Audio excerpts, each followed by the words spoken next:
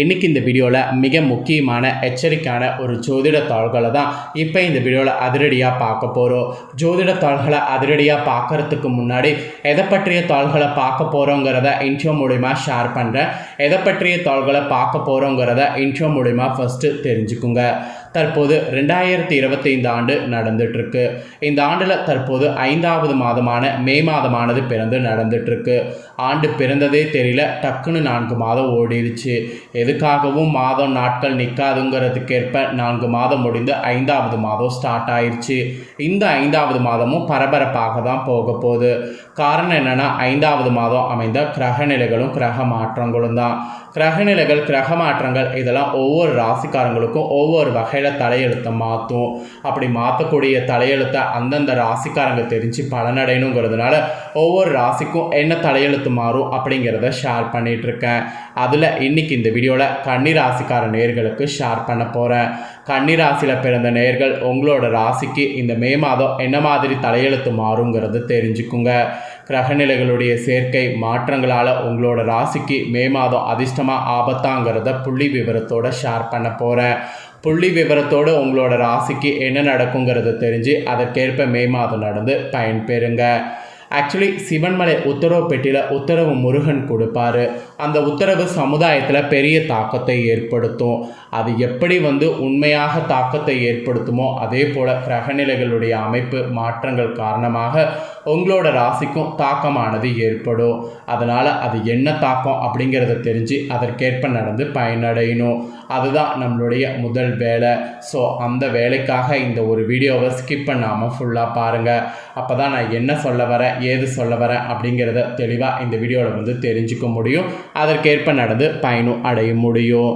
So கன்னிராசிக்காரங்க உங்களுக்கான பலனை நீங்கள் தெரிஞ்சு பயனடைகிறதுக்கு முன்னாடி ஃபஸ்ட்டு கிரகநிலைகள் எப்படி அமைஞ்சிருக்குங்கிறத சொல்கிறேன். கிரகநிலைகள் எப்படி அமைஞ்சிருக்குங்கிறத முதல்ல தெரிஞ்சுக்குங்க.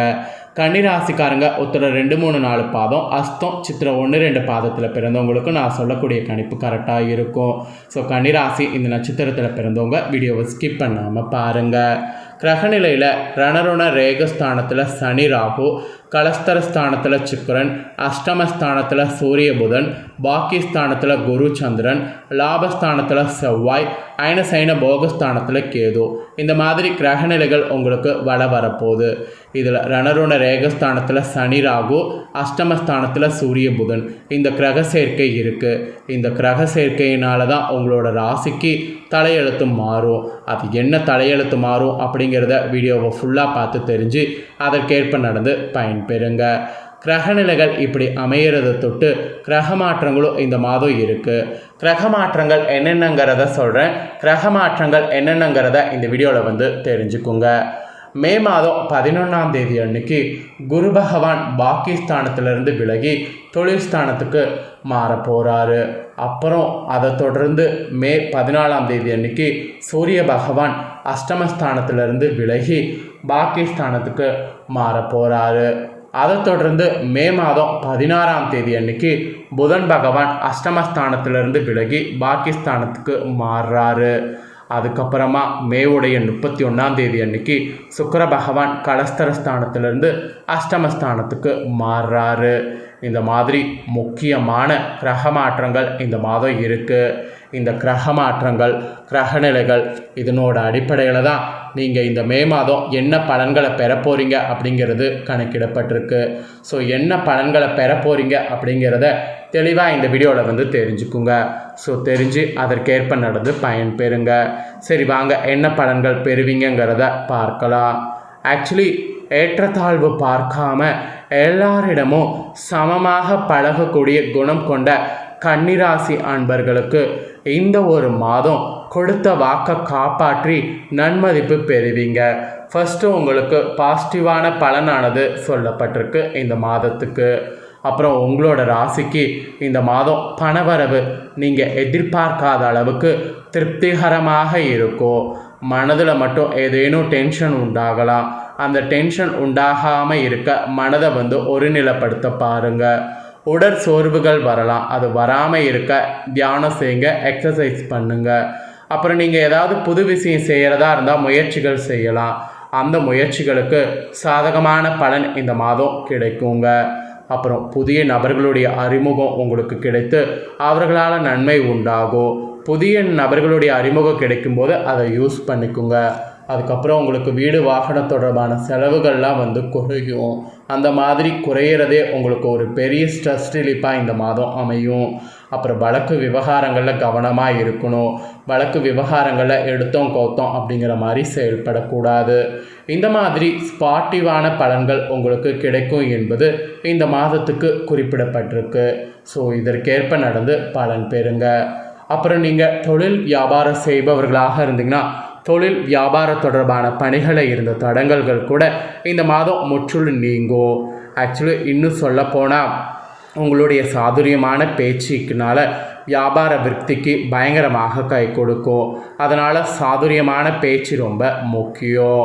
அப்புறம் உத்தியோகத்தில் இருப்பவர்களுக்கு சொல்லப்பட்டிருக்கு. உத்தியோகத்தில் இருப்பவர்களுக்கு இந்த மாதம் அலுவலக பணி தொடர்பாக அலைய வேண்டியது நேரிடலாம். அப்படி அலைய வேண்டியது நேரிடும்போது அந்த அலைய வேண்டியதை கரெக்டாக பார்த்தீங்கன்னு வச்சுக்கோங்களேன், நீங்கள் முடிக்கிறதுக்கு கவனமாக இருக்கணும். குடும்பத்தில் இருந்த சிறு சிறு பிரச்சனைகள் சரியாகும். மெயினாக கணவன் மனைவியாக இருக்கக்கூடிய கன்னிராசிக்காரங்க நிறைய விட்டு கொடுத்து செல்லணும். அப்படி செல்வதன் மூலம் நன்மை உங்களுக்கு உண்டாகும். அதனால் விட்டு கொடுத்து செல்ல பாருங்கள். இது கன்னிராசிக்காரங்களுக்கு ஒரு எச்சரிக்கையாக சொல்லப்பட்டிருக்கு. அப்புறம் பிள்ளைகள் வகையில் தேவையை பூர்த்தி செய்ய முற்படணும். அப்படி நீங்கள் முற்பட்டிங்கன்னா தான் அவங்க உங்களை புரிஞ்சுக்குவாங்க. உறவினர்களுடைய வருகை இந்த மாதம் இருக்கும். ஸோ அவங்களெல்லாம் கொஞ்சம் நீங்கள் பார்த்து தான் ஆகணும். அப்புறம் பெண்களாக இருக்கக்கூடிய கன்னிராசிக்காரங்களுக்கு எடுத்த காரியங்கள் சிறப்பாக செய்து முடிக்கிறதுக்கு ஆற்றல் கிடைக்கும். எல்லாத்துக்கும் மேலே பணவரவு எதிர்பார்த்தபடி இருக்கும். சாதுரியமான பேச்சு வெற்றிக்கு உதவும். அதனால் சாதுரியமான பேச்சு மட்டும் பேசுங்க, அது பேசாமல் இருக்காதீங்க. அப்புறம் மாணவர்களுக்கு கூட பாடங்கள் நன்கு படித்தீங்கன்னா மற்றவர்களுடைய மதிப்புக்கு ஆளாவீங்க. திறமையான செயல்பாடுகள் வெற்றிக்கு உதவும். அதனால் திறமையான செயல்பாடுகள் வளர்த்து கொள்ளுங்க. இது மாணவர்கள் கன்னிராசிக்காரங்களுக்கு சொல்லப்பட்டிருக்கு. அப்புறம் கலைத்துறையில் இருக்கிறவங்களுக்கு நிறைய புதிய வாய்ப்புகள் வரும். வரக்கூடிய எல்லா புதிய வாய்ப்பையும் மிஸ் பண்ணாமல் பயன்படுத்திக்கோங்க. அப்போ தான் நீங்கள் அடுத்த ஒரு உயரத்துக்கு போக முடியும். எல்லாத்துக்கும் மேலே உங்களுடைய துறையில் நீங்கள் நினைச்ச மாதிரி சாதனை புரிய ஆற்றல் கிடைக்கும். அதுதான் இந்த மாதம் ஒரு பெரிய விஷயமாக உங்களுக்கு சொல்லப்படுது. அப்புறம் அரசியலில் இருக்கிறவங்களுக்கும் சொல்லப்பட்டிருக்கு. அரசியலில் இருக்கிறவங்க சூதானமாக செயல்படணும். யாரையும் நம்பக்கூடாது. எந்த ஒரு ரகசியமும் யார்கிட்டையும் ஷேர் பண்ணக்கூடாது. நெருங்கிய அரசியலில் உங்களுக்கு தோழர்கள் இருந்தாலும் அவங்கக்கிட்ட கூட சில விஷயங்கள் ஷேர் பண்ணக்கூடாது. இந்த மாதிரி இந்த மாதம் கவனமாக இருக்கணும் என்பது உங்கள் அரசியல் வாழ்க்கைக்கு சொல்லப்பட்டிருக்கு. இவ்வளோ நேரம் உங்களோட ராசிக்கு என்ன மாதிரியான பலன் கிடைக்குங்கிறத சொல்லிட்டேன். இதற்கேற்ப நடந்து பலன் பெறுங்க.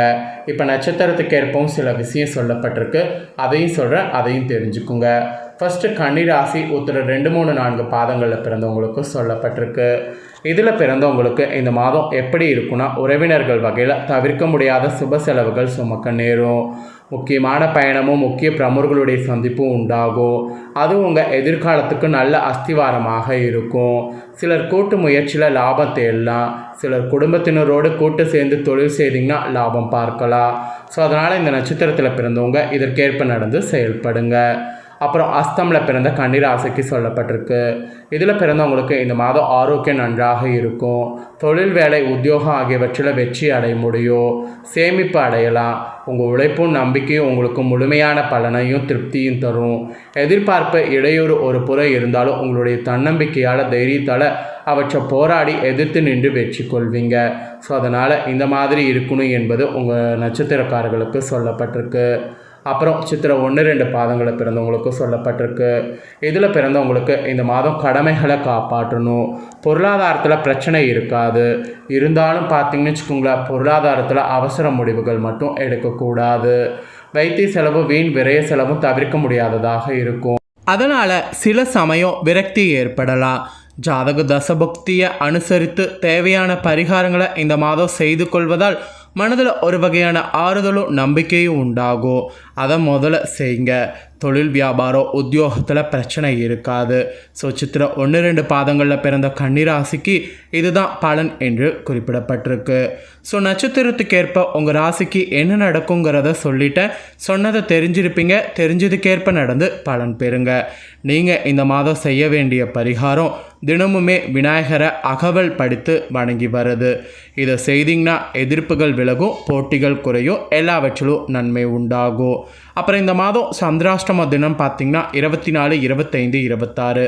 அதிர்ஷ்ட தினம்னு பார்த்திங்கன்னா 18, 19. உங்களுக்கான முழு பலனும் இதுதான் குறிப்பிடப்பட்டிருக்கு. குறிப்பிடப்பட்டதை தெளிவாக இந்த வீடியோவில் உங்களுக்கு ஷேர் பண்ணிட்டேன். ஷேர் பண்ணதை தெரிஞ்சிருப்பீங்க. தெரிஞ்சதுக்கேற்ப நடந்து பலன் பெறுங்க. நீங்கள் இதை பார்த்து பயனடைகிறது போல் உங்கள் ஃப்ரெண்ட்ஸ் ஃபேமிலியில் இருக்கிறவங்களும் பயனடையணும்னு நினச்சிங்கன்னா வீடியோ லைக் பண்ணி ஷேர் பண்ணுங்கள். வீடியோவை உங்கள் ஃப்ரெண்ட்ஸ் ஃபேமிலியில் இருக்கிறவங்களும் பார்க்கட்டும். நெக்ஸ்ட் இதே போல் வேறொரு வீடியோவில் சந்திக்கிறேன். மறக்காமல் சப்ஸ்கிரைப் பண்ணி சப்போர்ட் பண்ணுங்கள். நன்றி.